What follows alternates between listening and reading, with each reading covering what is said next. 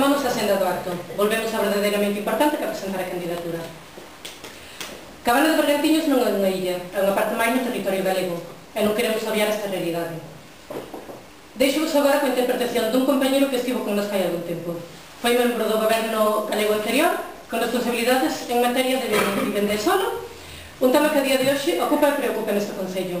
Actualmente é membro da Executiva Nacional do BNG e o seu nome é Xoán Carlos Vascuas.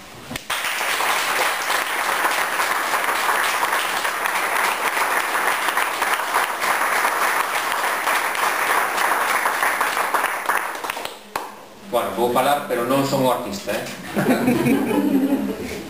Moi ben. Bueno, en primeiro lugar, evidentemente, quixera agradecer a vosa presencia neste acto. Creo que o primeiro que se pretendía, que era que a nosa voz se escuitara forte e firme no Concello de Cabana de Bergantiños, pois xa se conseguiu. Vemos que hai moitos conveciños e conveciñas acompañando as persoas do BNG da comarca, non? Por tanto, eso cando menos merece un reconhecemento non só a vosa presenza, senón tamén ao esforzo que fixeron os homes e mulleres de Cabana de Bergantiños, do BNG de Cabana de Bergantiños, para presentar a súa candidatura. Cando tiveron a ben convidarme, pois quixen preparar a miña intervención pois acompañada dunha reflexión, non? E deu claro que hoxe é un día no que os medios de comunicación están a dar moitísimos datos informativos, non? Hoxe saíron as listas do paro e tamén saiu un barómetro do CIS, e eu quería utilizar isto para que me acompañades na pequena reflexión que quero facer, non? Hoxe, efectivamente, saiu unha enquisa do CIS, seguramente oichedes nos medios de comunicación que decían que o PP aventaxaba 10 puntos ao PSOE, e daban esa información, claro, é importante. Por certo, é unha enquisa que tamén apunta non só a recuperación e consolidación do BNG nas futuras eleccións a Cortes Xerais, sino que además di que o BNG continúa no seu camiño de avance social, non? Eu quería recoller desa enquisa unha información moi concreta e que habitualmente non se presta atención, que é o que lle preocupa á cidadanía, neste caso que lle preocupa ao conxunto da cidadanía española, non?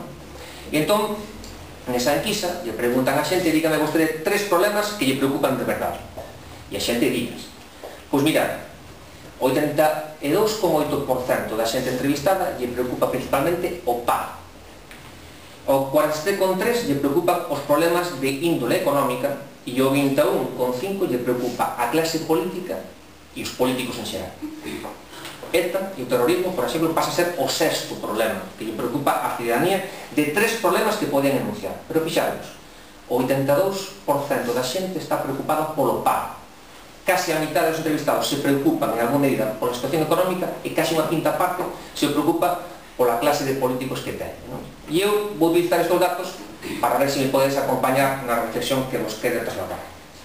Xuntemos os problemas, miremos e vexamos que é o que ten feito o Partido Socialista Obrero Español ao respecto destes problemas.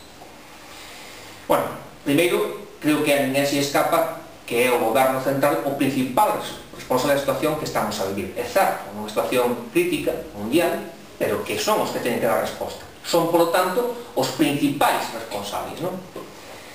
Para o problema do paro, que xa era acuciante, o que fan é ofertar e implementar pois unha reforma laboral que minimiza os dereitos dos traballadores, que non ofrece a posibilidade de crecemento aos emprendedores e aos pequenos e medianos empresarios. Todo o contrario, o que termina por facer é abaratar e facilitar o despedimento.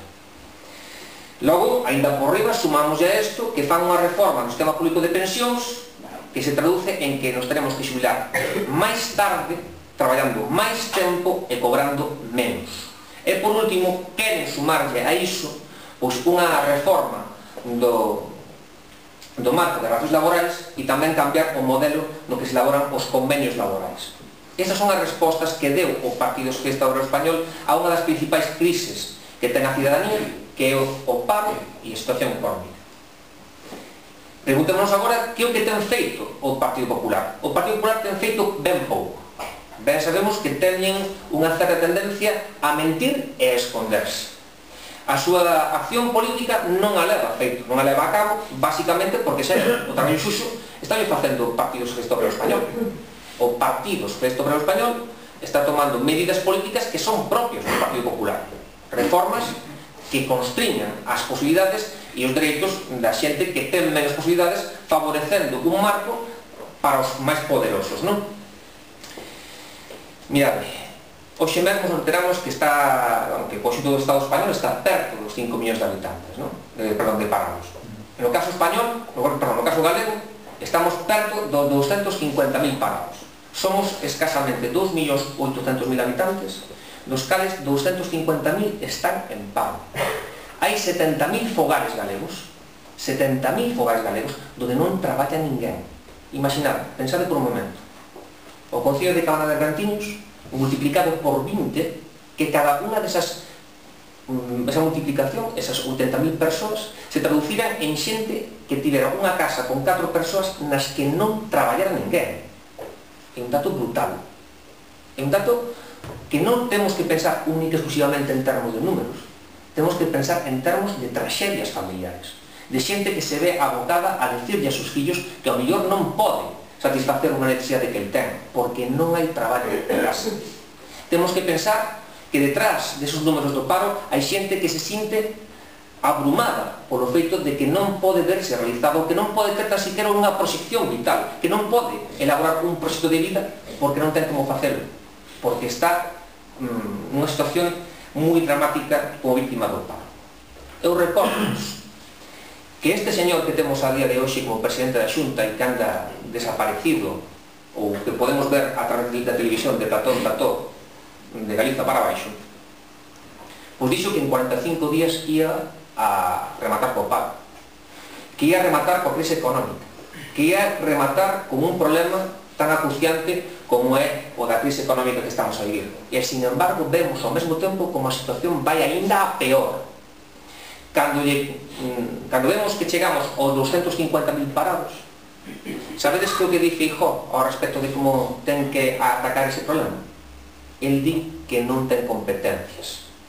Un presidente galego que se queira facer respetar faría valer o Estatuto de Autonomía de Galiza e pugnaría por asumir competencias en materia de emprego ou reformaría o Estatuto actual, pero é un tema que non quere. Con todo, si el di que non é competente para resolver o problema de desemprego, que é? Incompetente.